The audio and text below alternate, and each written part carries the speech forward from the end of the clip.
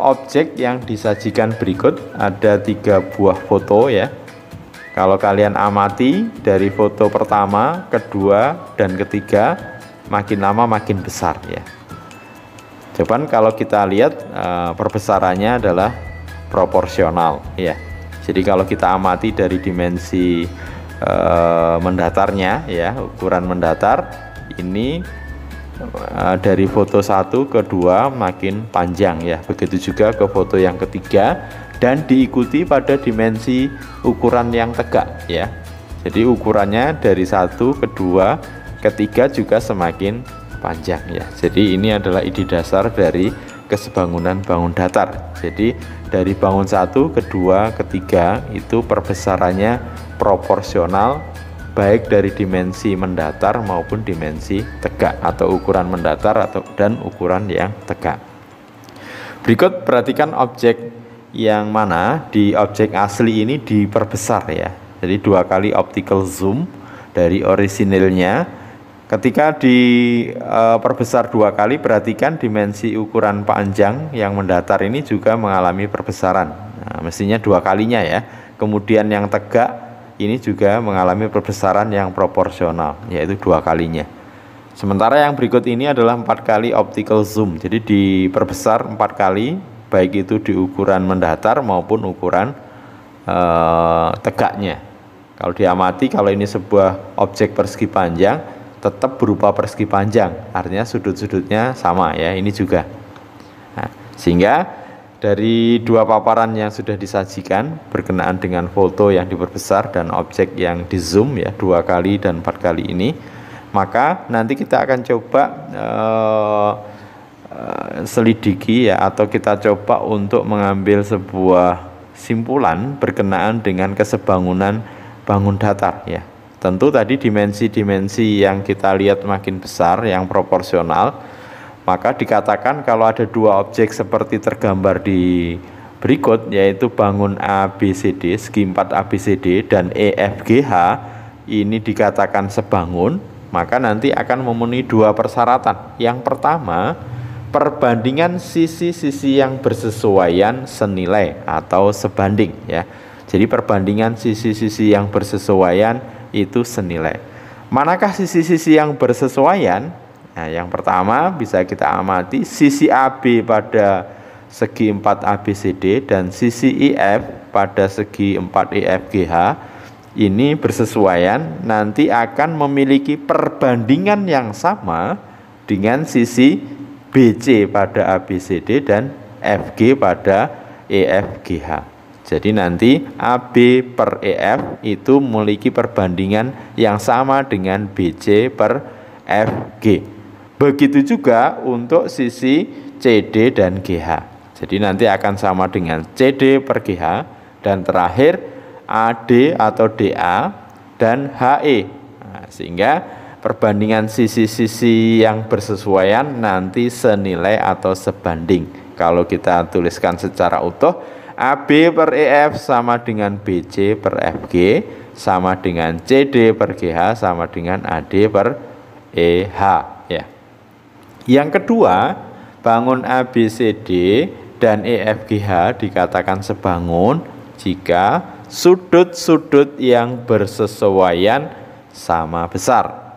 Jadi sudut-sudut yang bersesuaian tentu sudut A pada ABCD bersesuaian dengan sudut E pada EFGH, sehingga besarnya sama. Besar sudut A sama dengan sudut E, berikutnya tentu besarnya sudut B sama dengan sudut F bersesuaian, kemudian sudut C besarnya sama dengan sudut G bersesuaian, dan yang terakhir sudut D bersesuaian dengan sudut H ya. Oke. Bangun ABCD dan EFGH sebangun itu nanti dinotasikan dengan ABCD. Nah, ini simbol dari sebangun ya, S tidur ya. ABCD sebangun dengan EFGH. Jadi sekali lagi notasinya adalah ABCD sebangun dengan EFGH. Yang perlu diperhatikan adalah urutan dari penulisan ini menunjukkan kesesuaian dari titik sudutnya. Jadi kalau dituliskan ABCD sebangun dengan EFGH, berarti A nanti bersesuaian dengan sudut E, B bersesuaian dengan sudut F, C bersesuaian dengan sudut G dan D bersesuaian dengan sudut H. Bisa juga ditulis tidak A, B, C, D, tapi bisa dia B, A, D, C. Nah, misalkan B, A, D, C, maka harus bersesuaian urut dengan bangun yang di sebelah kanannya, yaitu F, E, H, G. Ya, F, E, H, G. Atau kalau dimulai dari C berlawanan jarum jam, C, D, A, B, nanti sebangun dengan menulisnya sebangun dengan G, H, E, F ya. Oke, mudah-mudahan bisa dipahami notasi penulisan dari dua bangun yang sebangun. Jadi urutan itu diperhatikan berdasarkan kesesuaian dari titik sudutnya. Oke, sekarang kita coba akan selesaikan beberapa permasalahan yang diberikan ya. Perhatikan gambar dua bangun yang sebangun berikut. Tentukan sisi-sisi yang bersesuaian dan sudut-sudut yang bersesuaian. Karena dikatakan bahwa dua bangun ini sebangun, maka kita akan coba cek sisi-sisi yang bersesuaian. Nah, tentu kalau kita amati bangunnya PQ nanti bersesuaian dengan EF ya. Kemudian berikutnya QR bersesuaian dengan FG. Kemudian RS bersesuaian dengan GH. Kemudian ST bersesuaian dengan HI. Kemudian TU bersesuaian dengan IJ ya. Kemudian terakhir UP bersesuaian dengan ya JE ya. UP dengan JE. Oke. Pertanyaan yang B, sudut-sudut yang bersesuaian. Nah, tentu dengan mudah bisa kita dapatkan sudut P bersesuaian dengan sudut E. Kemudian sudut Q ya bersesuaian dengan sudut F. Tentu ini sudut R bersesuaian dengan sudut G ya. Kemudian sudut S bersesuaian dengan sudut H. Kemudian sudut T bersesuaian dengan sudut I. Kemudian yang terakhir sudut U bersesuaian dengan sudut C ya. Ini berarti menunjukkan dua bangun ini sebangun ya. Berikutnya, perhatikan gambar berikut, manakah pasangan persegi panjang yang sebangun. Jadi ada 3 persegi panjang, kita diminta pasangan persegi panjang yang sebangun. Gimana cara menyelesaikannya? Nah, tentu kita identifikasi dari 2 persyaratan bahwa dua bangun datar sebangun ya.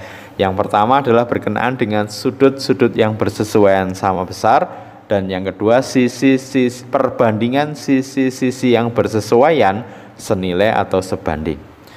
Kita cek dulu untuk sudut-sudutnya karena dengan mudah bisa kita dapatkan, karena semua sudut di persegi panjang itu 90 derajat, maka tentu sudut-sudut yang bersesuaian dari ketiga persegi panjang sama besar. Jadi sudah memenuhi ya, dari sudut pasti memenuhi. Berarti kita tinggal menguji berikutnya adalah di kesesuaian dari perbandingan sisi-sisinya. Yang pertama kita uji perbandingan persegi panjang pertama dan yang kedua.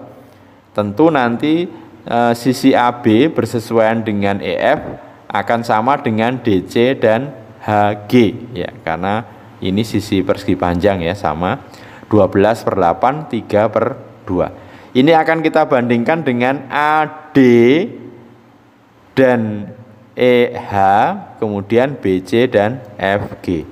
AD per EH, BC per FG. 8/6 ya, 8/6 4/3. Nah, mestinya perbandingan sisi-sisi yang bersesuaian itu harusnya senilai. Ternyata yang atas 3/2, yang bawah 4/3. Tentu persegi panjang 1 dan 2 tidak memenuhi dari sisi perbandingan sisi-sisi yang bersesuaian, tidak sebanding. Berarti tidak mungkin ya. Yang kedua persegi panjang 1 dan 3. 1 dan 3. Tentu nanti AB dengan JK ya, DC dengan IL ya. Oke. 12/4, 3/1. Kita bandingkan dengan sisi berikutnya AD dengan IJ. Kemudian IJ atau JI, BC dengan KL. Ternyata 8/3. 3/1 tidak sama dengan 8/3. Berarti tidak sebangun untuk persegi panjang 1 dan 3. Tinggal terakhir persegi panjang 2 dan 3. Berarti kita uji EFJK nanti HGIL ya. 8/4 perbandingannya 2:1, dan sisi EH per IJ dan FG per KL 6/3, 6/3, 2/1 ya, sebanding ya.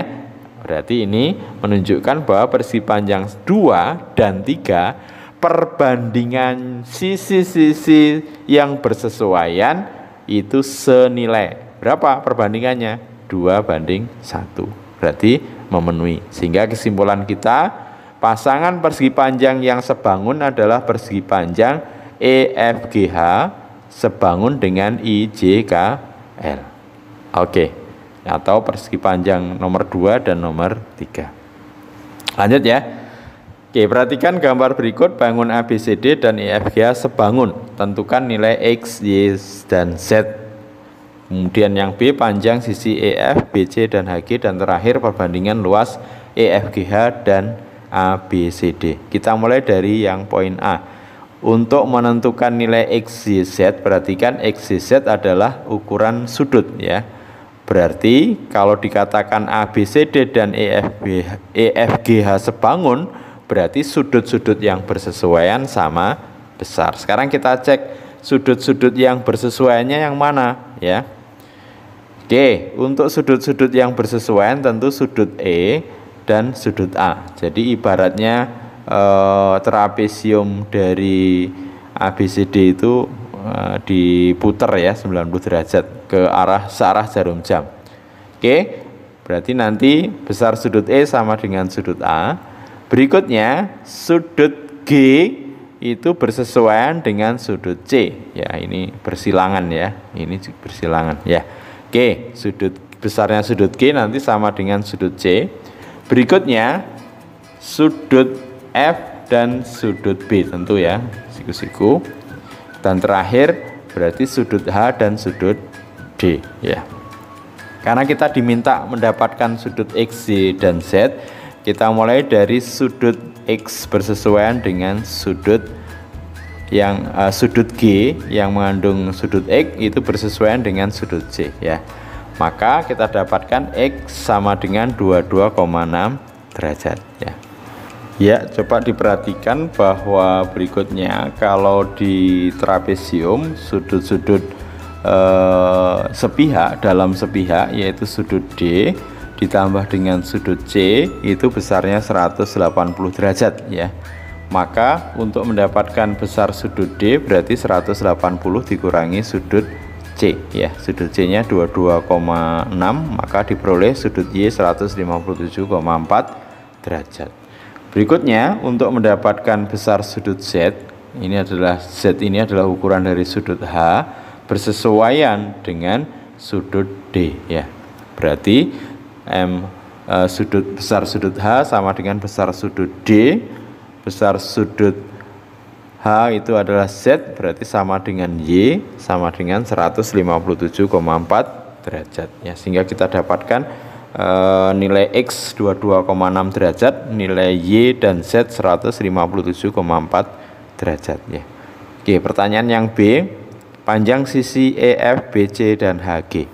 Kita mulai dari panjang sisi EF tentu dengan memperhatikan perbandingan sisi-sisi yang bersesuaian itu senilai atau sebanding.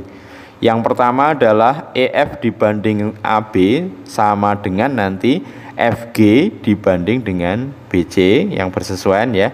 Kemudian sama dengan GH dibanding dengan CD, dan yang terakhir HE dibanding dengan DA ya. Jadi sisi yang bersesuaian EF dibanding AB sama dengan FG dibanding BC sama dengan GH dibanding CD sama dengan HE dibanding DA. Karena kita ingin mencari EF, perbandingan yang nilainya sudah lengkap adalah HE dan DA. Nah, ini kita masukkan HE per DA sama dengan 15/20. Disederhanakan 3/4 4 ya. Sehingga nanti kita bisa dapatkan nilai EF per AB sama dengan HE per DA ya. EF per AB sama dengan HE per DA sama dengan 3/4 ya. AB nilainya sudah ada di sini, AB 16, berarti EF per 16 sama dengan 3/4, dikalikan silang berarti EF sama dengan 16 dikali 3/4. 16 dibagi 4 dapat 4, maka EF-nya adalah 12 cm ya. Lanjut berikutnya untuk sisi BC yang akan kita cari ya, untuk mendapatkan panjang sisi BC ya, BC ya. Ya, kita mulai dari perbandingan dari FG per BC sama dengan tentu 3/4, karena sebelumnya sudah kita dapat dari EH per DA 3/4 ya. FG-nya adalah 20 ya, berarti 20 per BC sama dengan 3/4, maka dengan dikalikan silang BC sama dengan 20 dikali 4/3 ya, 80/3 ya. Kalau dibuat pecahan campuran 26, 2/3. Nah, berikutnya kita akan mencari panjang dari HG ya, panjang dari HG. Tentu HG ini bisa kita cari, nanti kita tarik garis tegak lurus di sini ya. Nah, sementara EF sudah didapat di sebelumnya adalah 12. Ini kalau dibelah berarti di sini 15, nanti sisanya sini adalah 5. Nah, berikut ya. Ini 12, ini 15, ini 5. Oke, fokus di yang dilingkari ya, dikotai. FO sama dengan EH sama dengan 15 cm, berarti nanti HO sama dengan EF ya. HO sama dengan EF sama dengan 12. OG berarti dari 20 nilai FG dikurangi 15, dapatnya adalah 5 cm. Sehingga dengan memperhatikan segitiga siku-siku GOH, maka HG bisa kita dapatkan ya. HG sama dengan akar dari HO kuadrat plus OG kuadrat. Tinggal kita masukkan 12 kuadrat plus 5 kuadrat, 144 per 25, 169 ya. Berarti HG sama dengan 13 cm ya. Terakhir untuk perbandingan luas, berarti untuk luas EFGH dibanding luas ABCD, karena trapesium berarti luasnya adalah setengah jumlah sisi sejajar kali tinggi. Berarti untuk EFGH setengah kali EH ditambah FG dikali EF ya. Kemudian untuk sisi ini adalah AD ditambah BC dikali AB dikali setengah. Nah, nanti kita masukkan nilai-nilainya. EH itu sudah kita peroleh 15 ya, FG 20, EF-nya 12, kemudian ini 20, ini 80/3, kemudian tingginya 16 ya. Kita sederhanakan, setengah dibagi dengan setengah, kemudian 12 dan 16 masing-masing dibagi 4, dapatnya 3/4 ya. 15 tambah 20, 35 dikali 3 yang atas, yang bawah nanti dikalikan 3, 60/3 ditambah 80/3, 140/3 kali 4 ya. Kita operasikan, 35 kali 3/4 dikali ya, dibagi itu berarti dikali dibalik 3/40. Kita sederhanakan, 140 dibagi 35 dapat 4 ya, berarti 3 kali 3 9, 4 kali 4 16. Jadi perbandingan luas EFGH dan luas ABCD adalah 9/16 ya. Oke, berikutnya sebuah gambar berbentuk persegi panjang berukuran 16,8 cm kali 8,4 cm. Gambar tersebut diperkecil sehingga ukurannya menjadi K cm kali 2 cm. Hitunglah panjang K. Kata kuncinya di sini diperkecil. Berarti ya tentu sebangun ya. Nah, antara persegi panjang yang lebih besar ini dibanding yang lebih kecil ya. Karena sebanding, maka kita tentukan dulu sisi-sisi yang bersesuaian ya. Sisi yang bersesuaian 16,8 dan K. Berarti kalau kita buat perbandingan K per 16/8, nanti bersesuaian dengan sisi 2 cm dan 8,4 cm, perbandingannya sama. Nah, berarti bisa kita tuliskan K per 16,8 sama dengan 2/8,6 Untuk mendapatkan K kita kalikan silang, berarti K sama dengan 16,8 kali 2 per 8,4 ya. 16,8 dibagi 8,4 dapat 2, 2 kali 2 K-nya sama dengan 4 cm. Oke, terakhir, sebuah foto diletakkan pada selembar karton yang berukuran 50 kali 40 cm ya, sebelum dipasang di figura ya. Di bagian sisi kiri, kanan, atas, dan bawah foto diberi jarak. Ini diberi jarak ya, seperti nampak pada gambar.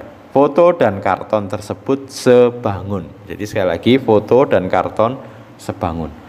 Pertanyaan yang pertama, berapa lebar karton di bagian bawah yang tidak tertutup oleh foto? Jadi A ini yang ditanyakan. Yang kedua, berapa perbandingan luas foto dibanding dengan luas karton ya. Oke, kata kuncinya karena foto dan karton itu sebangun, maka nanti berlaku perbandingan sisi-sisi yang bersesuaian pada foto dan karton itu sebanding atau senilai. Oke, sekarang kita lihat, ini adalah sisi pada foto ya, yang kalau kita hitung besarnya atau panjangnya adalah 50 ya, dikurangi 5 dikurangi 5 berapa? 40 ya. Kemudian ukuran yang ini ya, ini karena sisi ini tidak diketahui, ini kita misalkan ya ukurannya adalah X ya. Nah, sekarang kita tentukan perbandingan sisi-sisi yang sebanding yang bersesuaian. Tentu 40 dengan X atau X dengan 40 ya. Nanti X dengan 40 berarti 40 ini dengan 50. Nah, sebanding ya, atau senilai atau sama ya. Jadi X per 40 nanti perbandingannya sama dengan 40 per 50. Kita kalikan silang, maka X sama dengan 40 kali 40 per 50. 40 sama 50, 4 per 5 ya, 40 dibagi 5, 8. Berarti X sama dengan 32.